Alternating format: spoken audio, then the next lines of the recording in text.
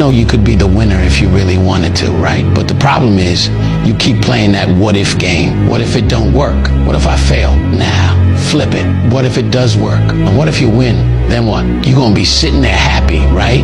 You say you wanna win, but then you're scared to lose. What sense does that even make? Look, you can't talk about wanting to win and then be scared of the risk.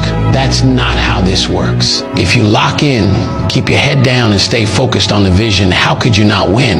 The only thing that's gonna make you lose is your own mindset, and that's all on you. Your biggest enemy ain't out there, it's in your head. So if you wanna win, you gotta get out of your own way. And here's the truth. Every time you doubt yourself, you're slowing down your own progress. You either believe in yourself or you don't.